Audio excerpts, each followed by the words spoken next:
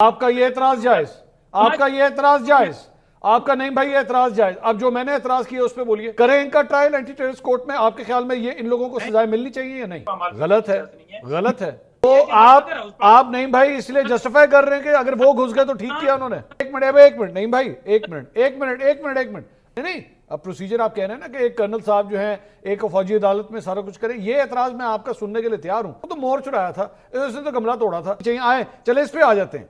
आप इस पे आ जाएं कि हाँ जी इनको अदालतों में सिविलियन अदालतों में लेके जाएं और दें इनको सजाएं। ये सर एक मिनट सर, एक मिनट, एक मिनट नहीं भाई, एक मिनट, अब मुझे भी इंटरवीन करने की इजाजत दीजिए। चले आप ये अटेम्प्ट कर सकते हैं। आप एक बड़े मुहज्जब वकील हैं, आप क्या ये काम कर सकते हैं? नईम साहब, ये बड़ा सीरियस एलिगेशन आपके पार्टी लीडर के ऊपर लगाया गया है। मैंने इससे पहले तोशाखाना, दौरान इद्दत केस और 190 मिलियन पाउंड इस तरह के इल्जाम तो सुने थे, साइफर भी था। ये आज एक और नया इल्जाम जो है वो आपके लीडर पे लग गया है। देखिए, ये इनका वतीरा है और ये पहले भी कहते रहे हैं, और यही वो लोग हैं जो कहते थे इसराइल का एजेंट है, और यही लोग हैं जो जाकर साबित हो गया बातें थे कि ये तो बड़ा मुसलमान है, ये तो बड़ा मुहिब वतन पाकिस्तानी है, आप इसको क्यों चांसलर बना रहे हैं। और वो दुनिया ने देखा ये इनका असल चेहरा, असल बेसिकली ये शिकस्त खा चुके हैं, पॉलिटिकली इनका कोई बिल्कुल है ही नहीं, और उस मैदान में ये बिल्कुल खत्म हो चुके हैं। इसलिए गोलियां चलाने के ऊपर और एजेंट और इस तरह की कैंपेन चलाकर ये सारा कुछ करते हैं। इमरान खान ने पहले दिन भी कहा था कि हम किसी सूरत मुदाखलत को कबूल नहीं करते, और वो तो साम्राज्य के सामने खड़ा हो गया। उसने कहा था कि हमने अमेरिका को अड्डे नहीं देने, उसने कहा था आप कह के दिखाएं। इधर ये कहते हैं अड्डे मांगे ही नहीं थे भाई, उन्हें अड्डे मांगे ही नहीं थे, वो रीजन को छोड़ रहे थे। इधर ये कहते हैं कि इसराइल जो है वहां पर गाजा में जुल्म और बर्बरियत कर रहा है, और हमारा मौकफ भी आपके सामने है। जो खान साहब ने कहा कि क़ायद-ए-आज़म का जो मौकफ था इसराइल के हवाले से कि हम उसे रियासत तस्लीम नहीं करते, और हमारा वही मौकफ है। हाँ। लेकिन अगर प्रैक्टिकली देखें, जहां पर ये बात कर रहे हैं कि अमेरिका उनको सपोर्ट कर रहा है, हथियार फराम कर रहा है, अमेरिका जो है उनको तो ऐसा नहीं कह रहा। तो बात यह है कि आप फिर लातलकी कर लेना।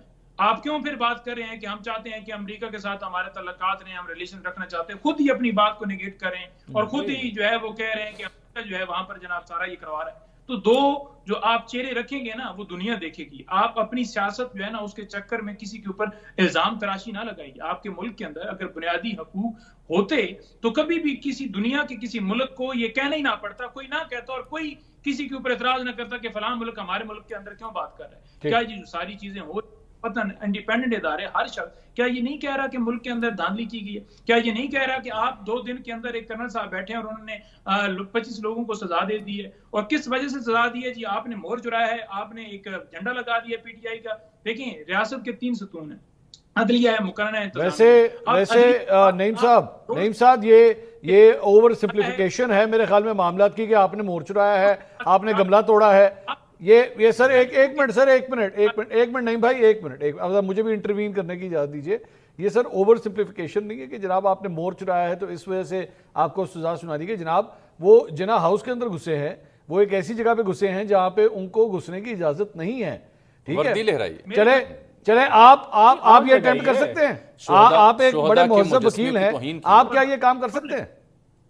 मेरे घर में भी किसी को घुसने की इजाजत नहीं है, खवातीन को नंगा करने की इजाजत है, चारदीवारी का तकद्दुस पामाल गलत है, गलत है। मेरे घर में भी आके कोई पुरतशद्दुद वाक़यात जी गलत है। मेरे भी कारोबार के ऊपर कोई हमला नहीं कर सकता, मेरे भी घर की कोई तोड़ फोड़ नहीं कर सकता। किस लॉ के तहत बताएं? नंबर 2 बात तो आप नहीं भाई इसलिए जस्टिफाई कर रहे हैं कि अगर वो घुस गए तो ठीक किया उन्होंने। सुन लेना, सदर पाकिस्तान जो है वो जो है सबसे बड़ा पाकिस्तान में होता है। ठीक है, अगर सदर हाउस हमला होता है के तहत एंटी टेररिज्म कोर्ट के अंदर मुकदमा चलते हैं, वहां पर आपका ट्रायल होता है। ये नहीं होता कि कमरे के अंदर एक कर्नल साहब को बिठा दें कि वो इन 25 लोगों को या 85 लोगों को बगैर किसी एविडेंस के, बगैर शवाहिद के, बगैर मीडिया के एक्सेस के, बगैर वकला के एक्सेस के, बगैर ओपन ट्रायल के वो सजा सुना दे। वो किस कानून के तहत सुना सकते? ये आप नहीं सुना सर, आप नहीं, एक मिनट नहीं भाई, एक मिनट आप प्रोसीजर के ऊपर एतराज कर सकते हैं, वो मैं आपका एतराज नहीं। अब प्रोसीजर आप कह रहे हैं ना कि एक कर्नल साहब जो है एक फौजी अदालत में सारा कुछ करें, ये एतराज मैं आपका सुनने के लिए तैयार हूं। लेकिन मैं आपसे जो जहां इख्तिलाफ कर रहा हूं वो ये है कि आप ये जो इसको ओवर सिंप्लीफाई कर रहे हैं ना, वो तो मोहर चुराया था, इसने तो गमला तोड़ा था। सर ये सिर्फ मोहर चुराया, गमला तोड़ा नहीं था, उन्होंने बहुत कुछ तोड़ा था, बहुत कुछ जलाया था। हाँ, ये आप डिबेट कर सकते हैं कि जनाब इनका एंटी टेररिस्ट कोर्ट के अंदर जो है वो इनका ट्रायल होना चाहिए। आप ये मानते हैं कि इनका वाकई एंटी टेररिस्ट कोर्ट में ट्रायल होना चाहिए और इनको करार वाकई सजा मिलनी चाहिए? आए, चले इस पे आ जाते हैं। आप इस पे आ जाएं कि हाँ जी इनको अदालतों में, सिविलियन अदालतों में लेके जाएं और दें इनको सजाएं, आए इस पे खड़े होते हैं आप?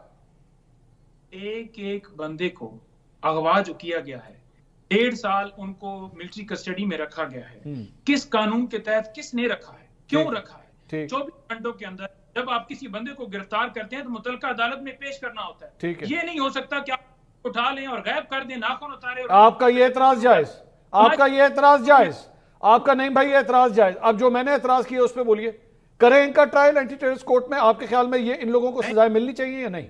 मैं सबसे पहले आप ये कीजिए, एक कमीशन बनाइए, उसमें हकायक जानिए कि कैसे इमरान खान साहब को अगवा किया गया, सीसीटीवी फुटेज चलाई गई, कैसे वहां पर गुस्सा आ गया था फिर उसकी वजह से, सारे कैसे जनाब वो उकसाने वालों के पीछे कौन लोग थे जो गाड़ियों के अंदर से उतरे भी थे और उन्होंने मास्क पहने हुए थे, वो लोग कहां गए?